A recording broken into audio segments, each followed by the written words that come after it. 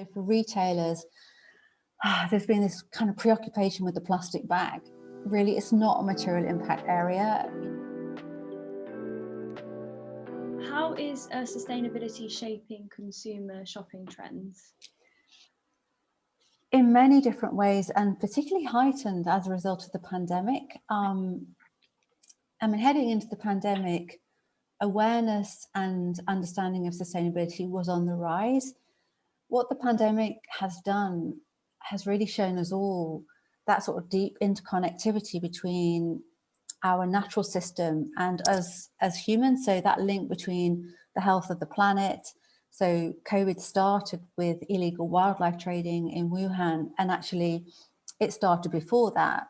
The theory is that illegal deforestation gives rise to these zoonotic viruses that then enter our food system and then make us all really sick. And I think that understanding of the interconnectivity between our natural world and our health and the economy has been heightened by COVID, as has the importance of community. So creating products and services in ways that build community resilience. And I think that consumers are asking more now than they were before the pandemic in terms of, again, how has this been made? Who has made it? And what are the benefits of buying this product for, the bigger causes? And there was a really interesting report that came out about 3 weeks ago, a survey by one of the United Nations agencies. They surveyed over I think it was 50 million people over 30 countries. And 2/3 said the climate emergency is real and we need to do something about this.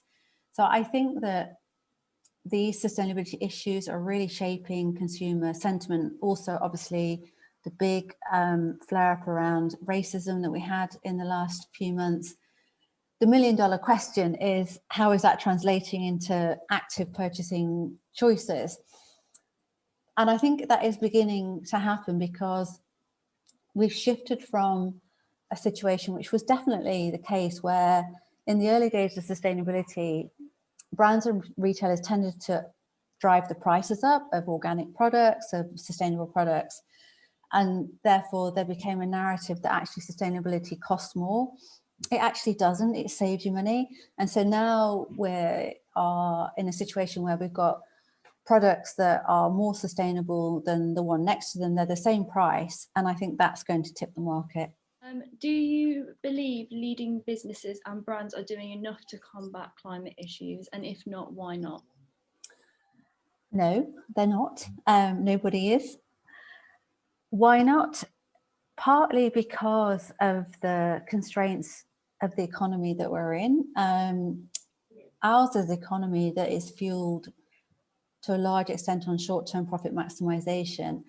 And so whilst there is a really strong business case for sustainability, you may need upfront investment in, for example, solar panels or other renewable types of energy. You may need to enter into long-term contracts with your supplier and actually commit more resource up front as a way of building resilience into your supply chain. If you are having to meet really short-term demands on profitability, then that longer-term investment becomes harder, even though you can show the rate of return.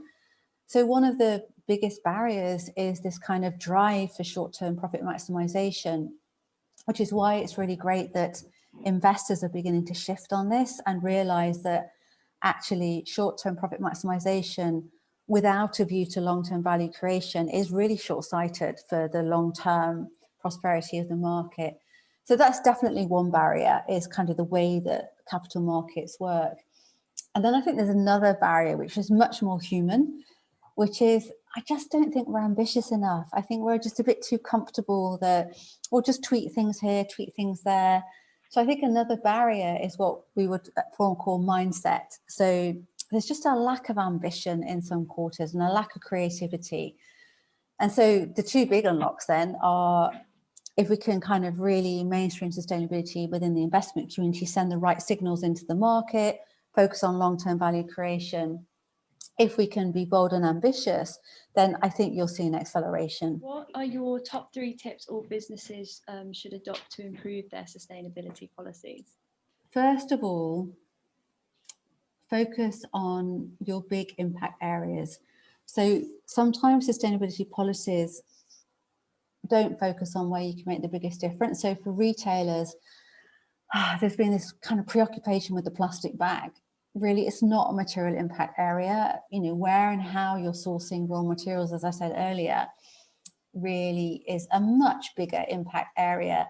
How you are helping your customers lead more sustainable lives through the use phase of products is also much bigger than a carrier bag. So focus on those big material impact areas. Then the second is be specific to your business. You see lots of sustainability policies where you could just kind of erase the title and just switch them over. They're a bit vanilla. So a really good sustainability policy should really be specific to your business. 3 is set targets, put targets in your policy. So science-based targets for climate, other targets for customers' reach with new products, for example, or revenue sales from sustainable products. And then number 4 is be honest and authentic. Use your policy to kind of talk openly and honestly about your progress. If you do those 4 things, so, you know, focus on the material impact areas, really include targets, make your policy specific, and be honest and open about your progress, I think we'd see a general uptick in performance. What should businesses begin with when embarking on a journey to become more sustainable? So what should be like the priority? Yeah, the first thing I would do is, it sounds really boring and it is a bit, but to do a materiality assessment, really understand where are your big impact areas, where can you make the biggest positive difference. Just take the time to do that properly. Don't assume where your impact lies, because actually you might not have that right.